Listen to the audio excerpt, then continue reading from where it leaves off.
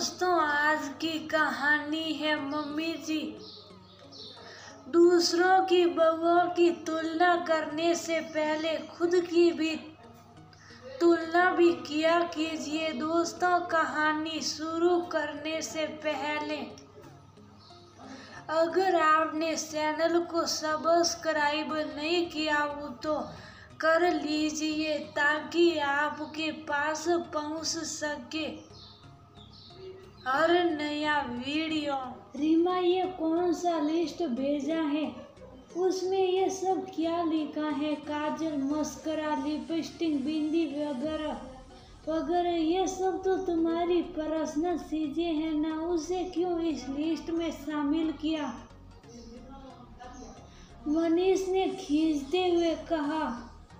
तो क्या करूं मनीष, तुम मेरे हाथ में कुछ पैसे देते नहीं। माँ जी से मांग नहीं सकती और जब भी लिस्ट बनाती हूँ माँ जी हर महीने कुछ न कुछ बहाना बनाकर मना कर देती हैं। तो अब आप ही बताइए कि मैं कहाँ से लाऊं ये सब।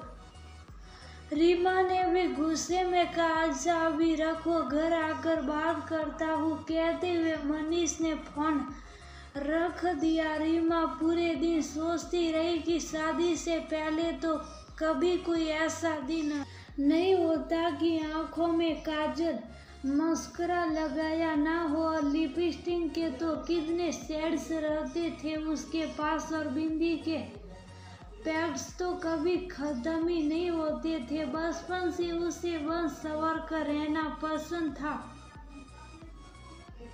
रीमा की ख्वाहिश ही थी कि वह एक मॉडल बने, पर घर गृहस्थी में ऐसी रम गई कि अपनी ख्वाहिशों से किनारा कर लिया। कहाँ हमेशा तैयार होकर रहने वाली रीमा और कहाँ आज की जुड़ा भी ठीक से नहीं बनाने वाली रीमा। हर महीने मनीष के हाथों में लिस्ट थमा दिया जाता और बाकी की चीजें सासू माँ सरला जी खुद लेकर आती।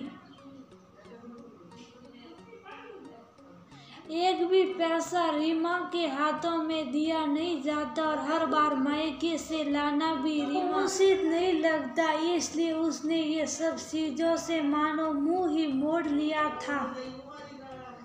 परंतु मनीष के और सरला जी का हर वक्त का ये आलाप कि फला की बहू कैसी तैयार होकर रहती हैं तो ठीका की बहू कैसे अपने आप को मेंटेन रखती हैं, ये सब सुन सुनकर ही रीमा के कान पक गए थे और सालों से दबी हुई ख्वाहिश भी उठ खड़ी हुई। तो उसने ये लिस्ट भेज दिया मनीष को। शाम में जब मनीष ने कहा तो रीमा ने भी कह दिया कि आखिर कब तक यूं अपनी ख्वाहिशों का गला घोटती रहूंगी। रहना तो मुझे यहाँ पूरी जिंदगी है तो क्यों अपनी ख्वाहिश को भूल जाऊं। आप लोगों को भी मैं सबर कर रहूं ये पसंद है तो फिर उसके लिए चीजें तो लगेगी ना। ऐसे ही थोड़ी ना सजा सवरा जाता। आगे से दूसरों की बहुओं की तुलना करने से पहले खुद की तुलना भी किया कीजिए कि आप अपनी बहू को किस तरह रखते, फिर मुझे कुछ कहना।